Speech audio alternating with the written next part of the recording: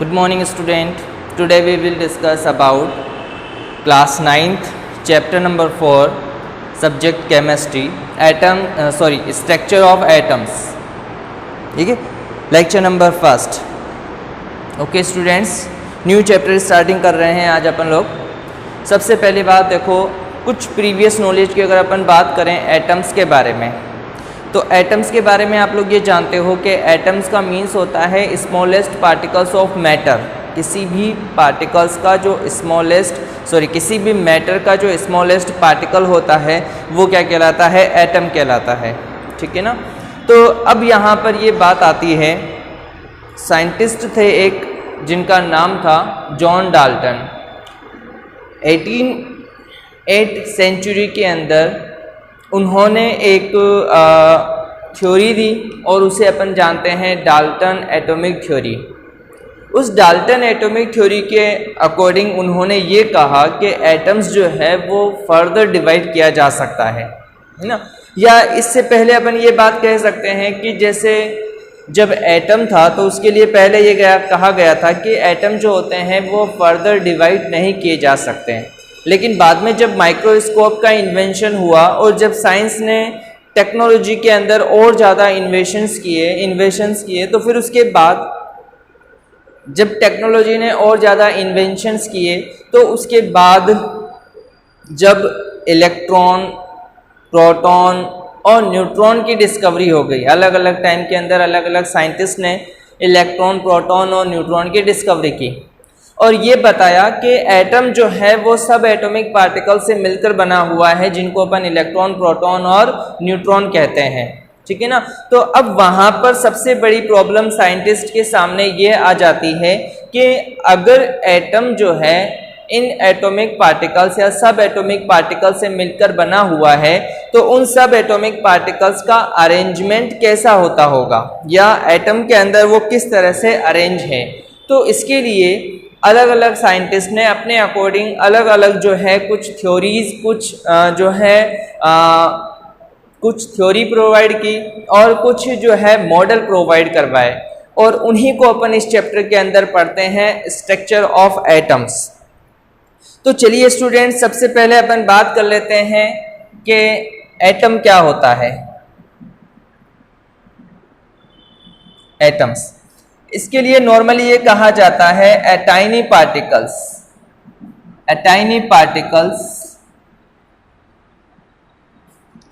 Can not be further divided,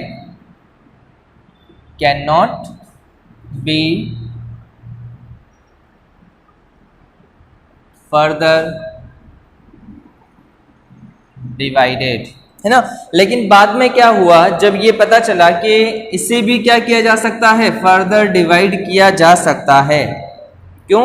क्योंकि बाद में क्या पता चला, अपन को ये पता चला कि कुछ क्या होते हैं, सब एटॉमिक पार्टिकल्स होते हैं.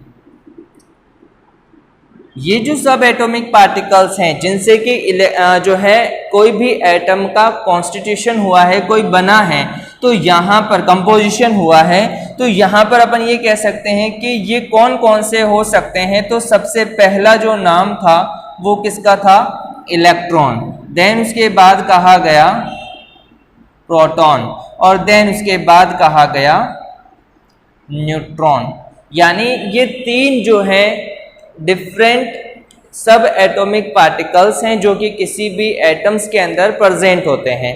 अब क्वेश्चन ये आता है, क्या ये सब एटॉमिक पार्टिकल्स किस तरह से रिप्रेजेंट किए जाते हैं, इनके ऊपर क्या कोई चार्ज होता है या नहीं होता है. तो नॉर्मली अपन ये कहते हैं कि इनके लिए जो सिंबल यूज में लिए जाते हैं, जो भी सिंबल इनके लिए यूज में लिए जाते हैं, जैसे अपन बात करते हैं इलेक्ट्रॉन को स्मॉल ई से रिप्रेजेंट करते हैं और यहाँ पर इसके ऊपर जो चार्ज होता है वो कौन सा होता है? माइनस चार्ज होता है. देन उसके बाद अपन बात करते हैं प्रोटॉन की. तो प्रोटॉन के अंदर प्रोटॉन का जो सिंबल होता है वो P होता है और इसके ऊपर जो चार्ज होता है स्टूडेंट्स वो पॉजिटिव होता है और न्यूट्रॉन को अपन स्मॉल n से रिप्रेजेंट करते हैं और ये जो होता है न्यूट्रल होता है, यानी कि इसके ऊपर किसी तरह का कोई भी चार्ज स्टूडेंट्स नहीं होता है. ओके, यहाँ तक का क्लियर हो गया। अब देखिए सबसे पहली बात है इलेक्ट्रॉन की डिस्कवरी किसने की थी, प्रोटॉन की डिस्कवरी किसने की थी और न्यूट्रॉन की डिस्कवरी किसने की थी, इसके ऊपर भी आपसे क्वेश्चन बनता है। तो यहाँ पर अपन ये कह सकते हैं कि इलेक्ट्रॉन की जिसने डिस्कवरी की थी उसका नाम क्या था। तो इलेक्ट्रॉन की डिस्कवरी करने वाला जो साइंटिस्ट था उसका नाम था जे थॉमसन।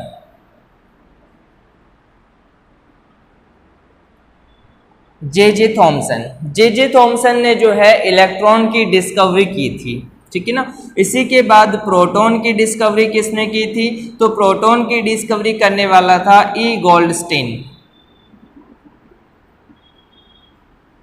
एक साइंटिस्ट था जिसका नाम था ई गोल्डस्टीन, उसने क्या किया, प्रोटॉन की डिस्कवरी की।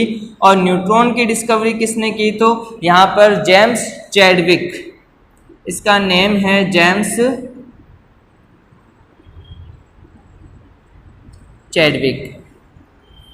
चैडविक ने इसकी डिस्कवरी की। स्टूडेंट्स चलिए अब हम बात कर लेते हैं इनके बारे में थोड़ा डिफरेंट। तो सबसे पहली बात ये है कि जहां अपन बात करते हैं इलेक्ट्रॉन की, कि भाई इलेक्ट्रॉन की डिस्कवरी किस तरह से हुई थी। हुआ क्या था, जो साइंटिस्ट थे जे थॉमसन ने एक ट्यूब बनाई, एक ग्लास की ट्यूब थी, और इस ग्लास की ट्यूब के अंदर उन्होंने 2 इलेक्ट्रोड फिट कर दिए, मेटल के 2 इलेक्ट्रोड लगा दिए। इलेक्ट्रोड का मीन्स ये होता है स्टूडेंट्स कि क्या किया गया है कि 2 अलग अलग मेटल के या एक जैसे मेटल भी हो सकते हैं, उन मेटल की इन्होंने 2 प्लेट लगा करके इस प्लेट को इस कांच की या ग्लास की ट्यूब के अंदर फिट कर दिया। और देन उसके बाद क्या किया, इन प्लेट को एक वायर के थ्रू अटैच कर दिया गया, और यहाँ पर भी क्या किया, एक वायर के थ्रू इसे अटैच कर दिया गया। और फिर बाद में क्या किया गया कि यहाँ से उन्होंने एक वैक्यूम पंप लगाया, और वैक्यूम पंप लगाने के बाद उन्होंने इसमें से जितनी भी एयर थी वो सारी एयर को यहाँ से सक कर लिया, बाहर निकाल दिया। किसके थ्रू, यहाँ पर उन्होंने जो वैक्यूम पंप लगाया था उस वैक्यूम पंप के थ्रू, इस वैक्यूम पंप की हेल्प लेते हुए उन्होंने जो है इसके अंदर से सारी एयर को यहाँ से डिस्चार्ज कर दिया। और देन उसके बाद उन्होंने क्या किया, यहाँ पर ये जो वायर है, इन वायर को एक बैटरी से या इलेक्ट्रिक करंट से जोड़ दिया। जैसे ही उन्होंने इलेक्ट्रिसिटी फ्लो करवाई तो हाई चार्ज के ऊपर या बहुत ज़्यादा इलेक्ट्रिसिटी के ऊपर उन्होंने ये देखा कि कुछ पार्टिकल्स, जैसे मान लीजिए यहाँ पर ये जो इलेक्ट्रोड है वो नेगेटिवली चार्ज है और ये जो इलेक्ट्रोड है वो पॉजिटिवली चार्ज है। स्टूडेंट, इनके ऊपर नेगेटिव और पॉजिटिव चार्ज कैसे आता है, तो यहाँ पर ये जो बैटरी अपन ने लगाई है इनके लिए, इस पर 2 पोल होते हैं, एक पॉजिटिव वाला होता है और एक नेगेटिव वाला होता है। तो जो नेगेटिव की तरफ जुड़ रहा है वो कौन सा हो जाएगा, नेगेटिव इलेक्ट्रोड हो जाएगा, और जो पॉजिटिव की तरफ जुड़ रहा है वो क्या हो जाएगा स्टूडेंट्स, पॉजिटिव इलेक्ट्रोड हो जाएगा। अब यहाँ पर जैसे ही उन्होंने इलेक्ट्रिसिटी फ्लो करवाई तो ये देखा कि यहाँ से ये जो नेगेटिव पार्ट है, ये जो नेगेटिव इलेक्ट्रोड है, यहाँ से कुछ पार्टिकल्स जो हैं ये पार्टिकल्स मूव कर रहे हैं किस तरफ, पॉजिटिव की तरफ। अच्छा, उन्होंने कैसे देखा ये, तो इन्होंने क्या किया कि जैसे जैसे इलेक्ट्रिसिटी उसमें प्रोवाइड करवाते गए और जैसे जैसे यहाँ से वैक्यूम के थ्रू क्या किया गया, वहां से एयर को बाहर निकाला गया, तो बहुत ज़्यादा इलेक्ट्रिसिटी पर, और जब यहाँ पर एयर बिल्कुल नहीं या बहुत कम एयर थी इसके अंदर, उस टाइम पर क्या हुआ, यहाँ पर ग्रीन रोशनी जो है, लाइट जो है उनको दिखाई देने लगी। तो उससे उन्होंने ये देखा कि यहाँ से कुछ पार्टिकल्स या कुछ रेज हैं, कुछ लाइट की रेज है जो कि इस तरफ मूव कर रही है, और उन्हीं रेज को उन्होंने कैथोड रे का नाम दिया है। स्टूडेंट्स, बहुत इंपॉर्टेंट बात है, पूछा जा सकता है कैथोड रे के बारे में डिस्कवरी किसने की है, तो यहाँ से जो रेज बाहर निकली थी उन रेज को क्या कहते हैं स्टूडेंट्स, कैथोड रेज कहते हैं। और क्योंकि इलेक्ट्रॉन की डिस्कवरी किसने की थी, जे थॉमसन ने, तो उसी टाइम पर कैथोड रे जो थी उनकी डिस्कवरी करने वाले भी कौन थे, जे थॉमसन ही थे। तो जे थॉमसन ने ये देखा कि यहाँ से कुछ पार्टिकल्स जो हैं वो पॉजिटिव टर्मिनल की तरफ मूव कर रहे हैं। तो उनको ये पता चला या उन्होंने ये देखा कि भाई यहाँ से कुछ ना कुछ पार्टिकल्स जो कि है नेगेटिव चार्ज वाले हैं और ये अपने अपोजिट डायरेक्शन यानी कि अपोजिट चार्ज वाले पार्टिकल्स की तरफ क्या कर रहे हैं, ये लोकोमोशन या मूव कर रहे हैं। ठीक है स्टूडेंट्स, तो यहाँ से उन्होंने ये इस तरह से जो है इलेक्ट्रॉन की डिस्कवरी की थी। इसी तरह से अब यहाँ पर क्या हुआ, जब उन्होंने इलेक्ट्रॉन की डिस्कवरी कर ली तो फिर बाद में उन्होंने भी एक मॉडल प्रोवाइड करवाया और उसी को अपन बोलते हैं जे थॉमसन का मॉडल या atomic structure represent by J Thomson, और उसी को अपन प्लम पुडिंग मॉडल या वाटरमेलन मॉडल भी कहते हैं स्टूडेंट्स। चलिए अपन बात करते हैं अब उस स्टूडेंट जे थॉमसन मॉडल, जिसे कि अपन वाटर मेलन या प्लम पुडिंग मॉडल के नाम से भी जानते हैं, प्लम पुडिंग मॉडल या वाटरमेलन मॉडल। देखिए स्टूडेंट्स, पहले अपन क्या करते हैं, इसको एक जनरल वे में देखने की कोशिश करते हैं। जैसे अपने घर पर मान लीजिए अपन क्या करते हैं कि वाटरमेलन लेकर आते हैं। जो वाटरमेलन होता है वो कैसा होता है स्टूडेंट्स, राउंड शेप में होता है। ठीक है ना। अब अपन क्या करते हैं, इस वाटरमेलन को यहाँ से कट कर देते हैं और कट करने के बाद मान लीजिए ये वाला पार्ट जो है आपने अलग कर दिया, अलग रख दिया। अब आपके पास क्या है, केवल ये वाला पार्ट है।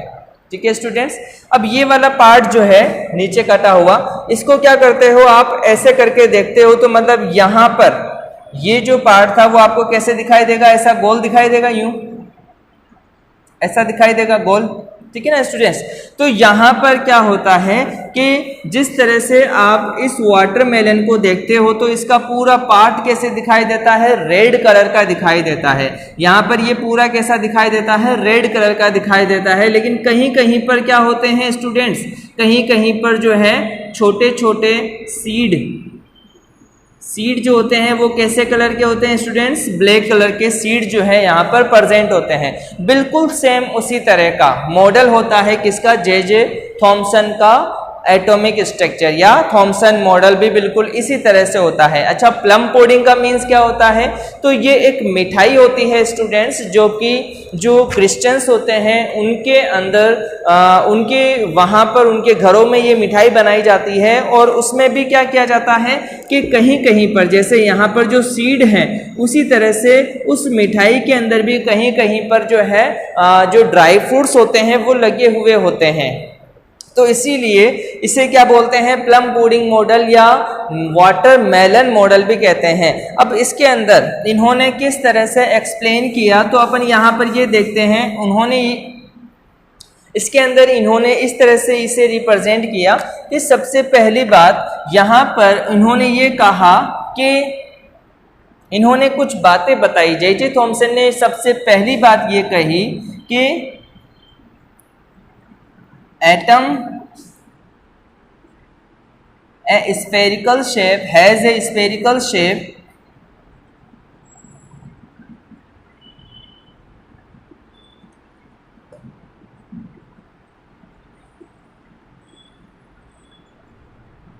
and positively charged।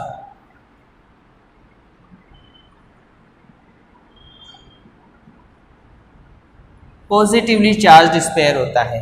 उन्होंने ये कहा कि एटम जो है एक पॉजिटिवली चार्ज्ड स्फीयर है, यानी कि ये जो स्फीयर है इस पूरे स्फीयर में कौन सा चार्ज है स्टूडेंट्स, पॉजिटिव चार्ज प्रेजेंट है। इस पूरे के अंदर पॉजिटिव चार्ज प्रेजेंट है। जिस तरह से वाटरमेलन के अंदर पूरा पार्ट कैसा होता है, रेड कलर का होता है। तो जो रेड कलर हो गया उसे अपन क्या मान सकते हैं, पॉजिटिवली चार्ज मान सकते हैं। तो यहाँ पर ये जो मॉडल है जे थॉमसन मॉडल, इसके अकॉर्डिंग भी क्या हो रहा है कि एटम जो है स्फेरिकल होता है और पूरा स्फीयर जो होता है वो पॉजिटिवली चार्ज होता है। और देन उसके बाद इसमें यह कहा गया नेगेटिवली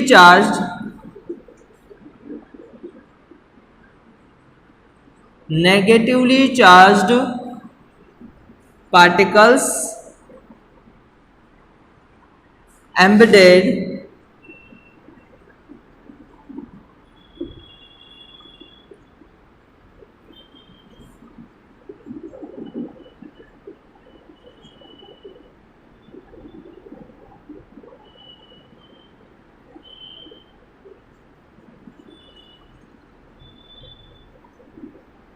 यानी कि जो नेगेटिव चार्ज होता है स्टूडेंट्स, वो कहीं कहीं पर इसी पॉजिटिव चार्ज के अंदर क्या होता है स्टूडेंट्स, धंसा हुआ होता है, एम्बेडेड होता है।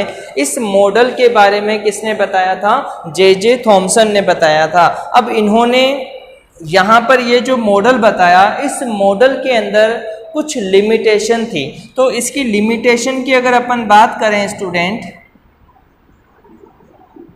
तो इसमें सिर्फ और सिर्फ केवल एक ही लिमिटेशन वहाँ पर उस टाइम पर सामने आ पाई थी, वो ये थी कि इसके अंदर जो पॉजिटिवली और नेगेटिवली चार्ज्ड है वो एक दूसरे के क्लोज है, बहुत ज़्यादा पास पास में है। क्योंकि आप देख रहे हो कि पूरा पॉजिटिवली चार्ज है और उसमें कहीं कहीं पर इलेक्ट्रॉन्स जो है नेगेटिवली चार्ज्ड स्पीसीज जो है वो कहीं कहीं पर इसमें धंसे हुए हैं, तो मतलब क्लोज है। तो ये कैसे एग्जिस्ट रह पाते हैं? तो इसमें ये कहा गया, the positive and negative charge, the positive and negative charged can't survive with close pack।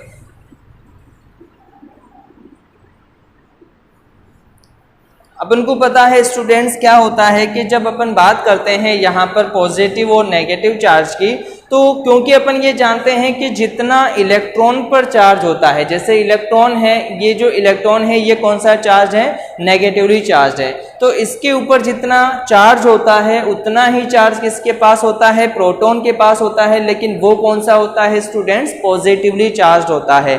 तो जब जितना नेगेटिव है उतना ही पॉजिटिव आ रहा है, तो जो वैल्यू हो जाएगी वो क्या हो जाएगी स्टूडेंट्स? न्यूट्रल हो जाएगी। लेकिन ये पॉसिबल नहीं है कि यहाँ पर ये एक दूसरे को न्यूट्रल बना सके, क्योंकि अलग अलग डिफरेंट चार्ज जो है इनका प्रेजेंट होता है। इसीलिए ये जो मॉडल है जे थॉमसन मॉडल, ये क्या है, आगे सरवाइव नहीं कर पाया और ये यहीं पर जो है फेल हो गया। अब इसके बाद जो नेक्स्ट मॉडल दिया था वो दिया था साइंटिस्ट रदरफोर्ड ने।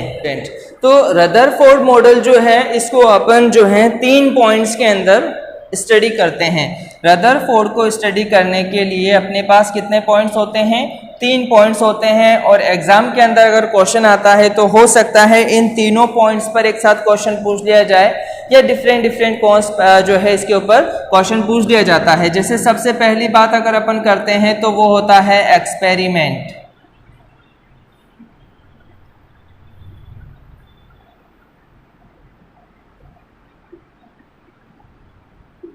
देन उसके बाद आता है ऑब्जर्वेशन। देन उसके बाद आता है कंक्लूजन। ये 3 पॉइंट्स होते हैं स्टूडेंट्स जिसके अंदर जो है कंप्लीट रदरफोर्ड के जो है मॉडल के बारे में स्टडी की जाती है। देखिए अलग अलग बुक्स के अंदर अलग अलग टाइप के डायग्राम इसमें दिए हुए। जैसे यहाँ पर अपन सबसे पहले इसकी बात करते हैं एक्सपेरिमेंट की। जो सबसे पहला टॉपिक है अपना वो क्या है इसका? एक्सपेरिमेंट। एक्सपेरिमेंट क्या किया था? जो रदरफोर्ड थे उन रदरफोर्ड ने क्या किया, एक गोल्ड की बिल्कुल बारीक सी फॉइल ले ली, है ना। ये क्या है स्टूडेंट्स? गोल्ड फॉइल है। गोल्ड फॉइल, जो थिन फॉइल होती है वो गोल्ड फॉइल इन्होंने ली है, और इतनी थिन ले लेते हैं कि वो एक एटम के इक्वल हो जाती है, ठीक है ना। तो यहाँ पर इन्होंने एक थिन जो है गोल्ड फॉइल ले ली, और यहाँ पर क्या किया इन्होंने? एक स्क्रीन लगा दी। यहाँ पर इन्होंने एक स्क्रीन लगा दी, और ये जो स्क्रीन है इस स्क्रीन के ऊपर क्या किया गया स्टूडेंट्स? एक कवर कर दिया गया, एक लेप लगा दिया गया। और ये जो लेप है स्टूडेंट्स वो कौन सा है? ZnS। ZnS का मतलब क्या होता है स्टूडेंट? Zinc sulphide. इन्होंने जिंक सल्फाइड का एक कवर कर दिया, जिंक सल्फाइड की एक लेप लगा दी, ठीक है। देन उसके बाद इन्होंने क्या किया, यहाँ पर एक बॉक्स रखा और इस बॉक्स के अंदर क्या रख दिया गया, इन्होंने कुछ पार्टिकल्स रख दिए। ये पार्टिकल्स कैसे हैं, ये हैं रेडियो एक्टिव सब्सटेंस या radio active particles. Radio active substance या रेडियो एक्टिव पार्टिकल्स। देखिए स्टूडेंट्स, ये रेडियो एक्टिव सब्सटेंस होते क्या हैं। कुछ पार्टिकल्स ऐसे होते हैं या कुछ सब्सटेंस ऐसे होते हैं जो कि अपने में से रेडिएशंस को एमिट करते हैं, बाहर निकालते हैं। और वो रेडिएशंस कैसी हैं, रेडियो एक्टिव टाइप की रेडिएशन से, और उन्हीं के नाम पर इन्हें क्या बोलते हैं अपन, रेडियो एक्टिव सब्सटेंस बोलते हैं। और ये जो रेडियो एक्टिव सब्सटेंस होते हैं ये फोटोग्राफिक प्लेट के ऊपर क्या करते हैं स्टूडेंट्स, धब्बा प्रोवाइड करवाते हैं, यानी उसके ऊपर कोई ना कोई मार्क बना देते हैं। तो यहाँ पर क्या किया गया है, ये जो स्क्रीन है इस स्क्रीन के ऊपर जिंक सल्फाइड का लेप चढ़ा करके इसे क्या बना दिया, फोटोग्राफिक प्लेट बना दिया गया है, ठीक है स्टूडेंट्स। अब यहाँ पर क्या किया है कि यहाँ से ये जो इसका पोर है, इसका जो पोर होता है, यहाँ से कुछ अल्फा पार्टिकल्स जो होते हैं वो बाहर निकलते हैं। और ये जो अल्फा पार्टिकल्स है स्टूडेंट्स, वो यहाँ से इस तरह से बाहर निकलते जाते हैं और यहाँ से बाहर निकलने के बाद ये अल्फा पार्टिकल्स जो है यहाँ से मूव करते हैं और इस गोल्ड फॉइल के ऊपर आते जाते हैं। अब यहाँ पर ये देखा गया कि ये जो गोल्ड फॉइल है, यहाँ से जो पार्टिकल निकल रहा है वो यहाँ से आकर के यहाँ पर इस जगह पर एक लाइट का बीम बनाएगा, यानी कि एक लाइट जो है यहाँ पर थोड़ी सी लाइट की रोशनी मिलेगी, जिससे अपन को ये पता चलेगा कि यहाँ से ये जो अल्फा पार्टिकल्स गया है वो कहाँ पर, इस फोटोग्राफिक प्लेट के ऊपर आकर के टच हो रहा है। और इसी वजह से यहाँ पर क्या हुआ है स्टूडेंट्स, कोई लाइट की बीम बन रही है, ठीक है। तो ऐसे क्या हुआ, बहुत सारे पार्टिकल्स, जैसे ये एक और दूसरा पार्टिकल्स था, ये भी यहाँ पर आया। इसी तरह से यहाँ से भी कुछ पार्टिकल्स थे, वो भी जो है यहाँ पर आके टकराने लगे। और यहाँ से ये पार्टिकल था, ये पार्टिकल्स भी जो है स्टूडेंट्स यहाँ पर आकर के टकराने लगे। लेकिन बाद में कुछ ये भी देखा गया कि यहाँ पर कुछ पार्टिकल्स ऐसे भी थे स्टूडेंट्स जो कि किसी ना किसी एंगल पर जा करके, यानी कि ये पार्टिकल तो कैसे थे स्टूडेंट्स, सीधे, यानी कि उसी एंगल पर जो है, उसी एंगल पर यानी स्ट्रेट लाइन के अंदर जाकर जो है यहाँ पर जो है लाइट प्रोवाइड करवा रहे थे, धब्बा बना रहे थे। लेकिन यहाँ पर क्या हुआ स्टूडेंट्स कि कुछ पार्टिकल्स ऐसे भी थे जो कि किसी एंगल से मुड़ गए, जैसे यहाँ पर ये कोई एंगल बन गया, इस एंगल से वो क्या हो गए, डाइवर्ट हो गए, है ना। और फिर इसी तरह से यहाँ पर भी क्या हुआ, कुछ पार्टिकल ऐसे यहाँ पर भी थे जो भी क्या हो गए, यहाँ से ऐसे डाइवर्ट हो गए। और उन्होंने एक बहुत ही इंपॉर्टेंट बात ये देखी कि यहाँ से एक पार्टिकल्स जो ऐसा था जो यहाँ गया और यहाँ पर जाने के बाद वापस क्या हो गया, वो इसी डायरेक्शन में वापस मूव कर गया, ठीक है ना स्टूडेंट्स। तो यहाँ पर ये जो पार्टिकल है स्टूडेंट्स, ये बहुत ही इंपॉर्टेंट पार्टिकल्स होता है, यहाँ पर आपको इसे समझना होगा, ठीक है ना। तो मैंने यहाँ पर ये कहा कि मैक्सिमम जो पार्टिकल्स है स्टूडेंट्स वो बगैर डाइवर्ट हुए, किसी भी तरह का उनमें डाइवर्शन नहीं आया, डाइवर्ट वो नहीं हुए और क्या हो गए, वो सीधे चले गए। और कुछ पार्टिकल्स ऐसे थे जो कि क्या हो गया, कुछ एंगल के ऊपर या स्पेसिफिक एंगल के ऊपर जो है डाइवर्ट हो गए और डाइवर्ट होने के बाद स्क्रीन पर चले गए। और एक पार्टिकल्स, ये जो एक पार्टिकल्स है स्टूडेंट्स, ये आप लोगों की बुक में ऐसा दिया हुआ है कि ये जो पार्टिकल होता है स्टूडेंट्स वो या तो 10,000 में से कोई एक पार्टिकल हो सकता है या 20,000 में से कोई एक पार्टिकल्स हो सकता है। यानी क्या होगा कि यहाँ से 10,000 पार्टिकल्स जा रहे हैं तो उसमें से कोई एक पार्टिकल वापस आ सकता है, या 20,000 जा रहे हैं तो उसमें से एक पार्टिकल यहाँ पर आ सकता है। तो ये जो पार्टिकल्स है, ये पार्टिकल्स यहाँ पर से वापस आ गया। और ये जो पार्टिकल आया स्टूडेंट्स वो कौन से एंगल पर आया, तो अपन ये कहते हैं कि ये 180 डिग्री के एंगल पर वापस आ गया, यानी जिस एंगल से गया था उसी एंगल पर वो वापस आ गया, यानी कि 180 डिग्री के एंगल पर वो वापस आ गया। तो ये क्या है स्टूडेंट्स, इसका एक्सपेरिमेंट है। तो एक बार वापस अपन बात करते हैं कि रदरफोर्ड ने गोल्ड फॉइल के ऊपर एक एक्सपेरिमेंट किया और उन्होंने गोल्ड फॉइल के ऊपर अल्फा पार्टिकल्स की क्या करवाई, बम्बार्डमेंट करवाई, यानी कि उनके ऊपर अल्फा पार्टिकल्स छोड़े। और जब वो अल्फा पार्टिकल्स गोल्ड फॉइल से जाते हैं तो मैक्सिमम अल्फा पार्टिकल्स क्या थे, वो बिना जो है डाइवर्ट हुए सीधे जो है अपनी जो है पोजीशन से चले जाते हैं। और सम alpha particles diverted in some angle, then in 10,000 और 20,000 ओनली वन पार्टिकल्स रिटर्न इन 180 डिग्री एंगल्स। ठीक है ना स्टूडेंट्स, तो यहाँ पर ये इंपॉर्टेंट बात है। अच्छा, एक बात और यहाँ पर ये भी ध्यान में रखो कि ये जो अल्फा पार्टिकल्स होते हैं स्टूडेंट्स, यहाँ पर मैं लिखता हूं कि ये क्या हैं, अल्फा पार्टिकल्स हैं। ये अल्फा पार्टिकल्स नॉर्मली क्या यूज में लिए गए थे, He2+, यानी कि हीलियम-2+ आयंस जो है वो यूज में लिए गए थे। यानी देखा जाए तो इनके ऊपर चार्ज कौन सा है स्टूडेंट्स, पॉजिटिव चार्ज होता है। तो अल्फा पार्टिकल्स जो होते हैं वो पॉजिटिवली चार्ज्ड होते हैं। ओके स्टूडेंट्स, तो ये जो रदरफोर्ड है, इस रदरफोर्ड मॉडल में अभी तक अपन ने केवल और केवल इसके एक्सपेरिमेंट को ही देखा है। अब अपन बात करेंगे इसके ऑब्जर्वेशन। तो अपन बात कर लेते हैं इसके ऑब्जर्वेशन की।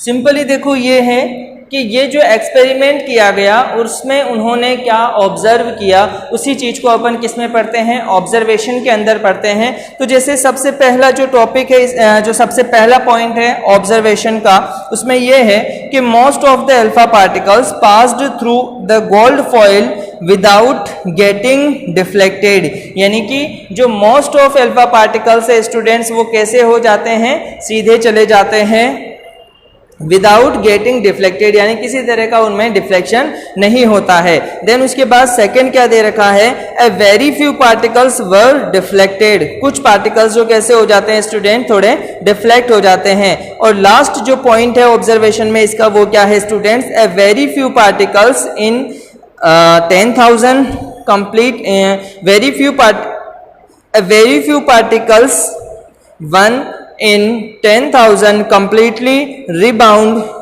on hitting the gold foil, यानी कि वापस से पीछे की तरफ आ जाता है। ओके स्टूडेंट्स, तो ये है इसके ऑब्जर्वेशन, ठीक है ना। और देन उसके बाद अपन बात करते हैं इसके कंक्लूजन की।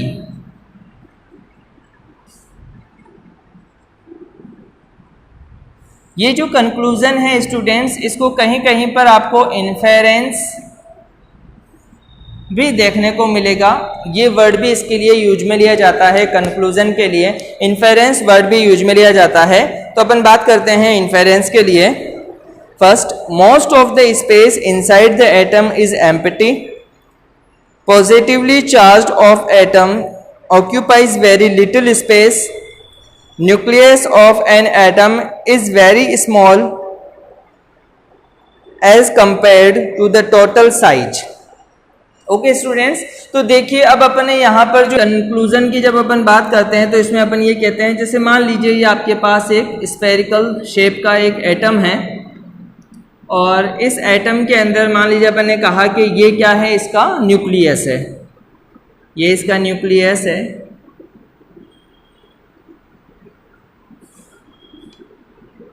और यहाँ पर ये कुछ स्पेसिफिक पाथ है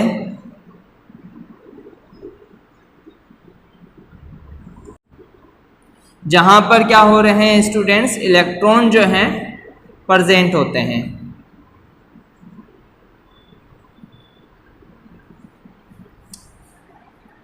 ये जो न्यूक्लियस है इसके अंदर प्रोटॉन होता है और न्यूट्रॉन होता है। ओके स्टूडेंट्स, चलिए अब अपन बात करते हैं इसके कंक्लूजन की। तो कंक्लूजन में ये कहा गया कि क्योंकि क्या हुआ था, मोस्ट ऑफ अल्फा पार्टिकल्स जो थे वो स्टूडेंट्स कैसे जा रहे थे, स्ट्रेट जा रहे थे, बिल्कुल सीधे जा रहे थे।